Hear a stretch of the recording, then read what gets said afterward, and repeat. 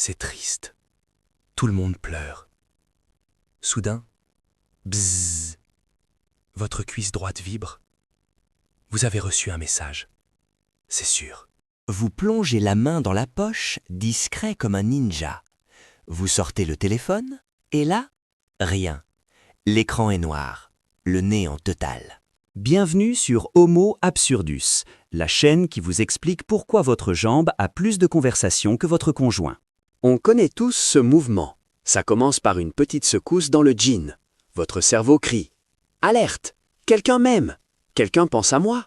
Alors vous tapez sur votre poche, un petit coup sec, comme pour vérifier si votre portefeuille est toujours là ou si votre jambe est toujours attachée à votre corps.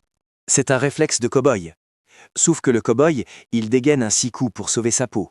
Vous dégainez un rectangle en verre pour voir une pub pour des fenêtres. Et le pire, c'est quand vous réalisez que votre téléphone n'est même pas dans cette poche. Il est posé sur la table, à 3 mètres, en train de vous juger. Votre nerf de la cuisse a halluciné. Il s'est dit « Tiens, ça fait longtemps qu'on n'a pas vibré. Je vais lui envoyer une petite décharge pour le tenir éveillé. » Pourquoi on y croit à chaque fois? Parce qu'on attend tous le message magique, celui qui va changer notre vie, le loto, l'amour ou une promotion. Mais la réalité est cruelle. Si ça vibre vraiment, c'est votre opérateur qui vous propose un forfait plus cher, ou votre mère qui demande comment on fait un copier-coller. On est comme des enfants le matin de Noël. On voit un cadeau, on déchire le papier, et dedans, c'est une paire de chaussettes beige. Voilà votre notification. Alors, quand ça ne vibre pas, on invente la vibration. C'est notre cerveau qui comble le vide. Il préfère une fausse alerte à un silence de mort. C'est comme quand vous attendez un livreur. Vous entendez le moteur du camion partout, même quand c'est juste votre frigo qui fait un bruit bizarre. Parfois, il y a une explication physique. C'est la friction.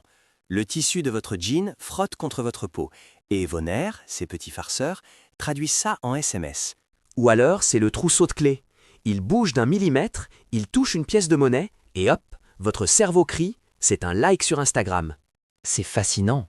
On a évolué pendant des millions d'années pour sentir une mouche se poser sur notre bras. Et maintenant, on utilise ce super pouvoir pour détecter des likes fantômes. Si vous portez un pantalon large, ça arrive moins.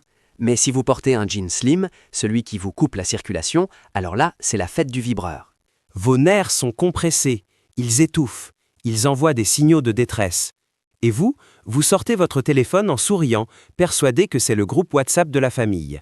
Vous connaissez l'histoire du chien de Pavlov? On sonne une cloche, il bave, parce qu'il croit qu'il va manger. Eh bien, le chien, c'est vous. Le téléphone, c'est la cloche. L'information, c'est la croquette. On est tellement habitué à être nourri d'informations qu'on salive avant même que la cloche ne sonne. C'est de l'anticipation pure. Votre cerveau est une machine à prédire l'avenir. Sauf qu'il est nul. Il prédit une vibration toutes les 10 minutes, juste au cas où. On appelle ça l'addiction à la récompense aléatoire. C'est le même principe que les machines à sous au casino. On tire le levier, encore et encore, en espérant le jackpot.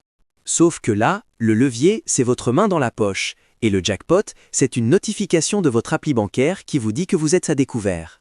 Le vrai problème, c'est qu'on déteste le silence. Le silence, c'est le moment où on est seul avec ses pensées. Et ça, c'est terrifiant. Vraiment terrifiant.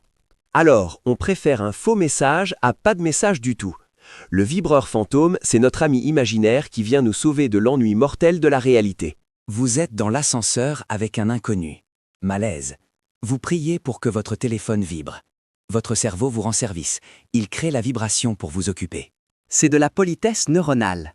Votre corps vous dit « Tiens, regarde ton écran. Ça t'évitera de devoir dire bonjour à ce type qui sent le chou. » On est devenu intolérant à l'absence de stimulation.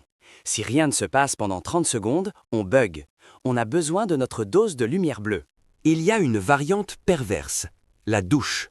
Vous êtes sous l'eau, vous ne pouvez rien entendre. Et pourtant, vous jureriez avoir entendu la sonnerie du téléphone. Vous coupez l'eau. Silence. Vous remettez l'eau. Dring. C'est magique. C'est le bruit de l'eau qui contient toutes les fréquences, et votre cerveau sculpte une sonnerie dedans. Vous sortez, trempez, vous glissez sur le carrelage, vous attrapez le téléphone. Rien. Pas un appel. Juste vous, nu, avec une flaque d'eau et votre déception. C'est la même chose avec l'aspirateur ou le sèche-cheveux. Dès qu'il y a un bruit de fond constant, on hallucine des notifications. On est hanté par la technologie. C'est la preuve qu'on est toujours sur le qui-vive. Même quand on se lave, une partie de nous reste connectée au réseau, attendant l'ordre de réagir. Le plus fou, c'est quand on sait qu'on a tort. Vous savez que ça n'a pas vibré, vous en êtes sûr à 99%, mais il reste ce petit 1%. Alors vous vérifiez quand même, juste pour être sûr.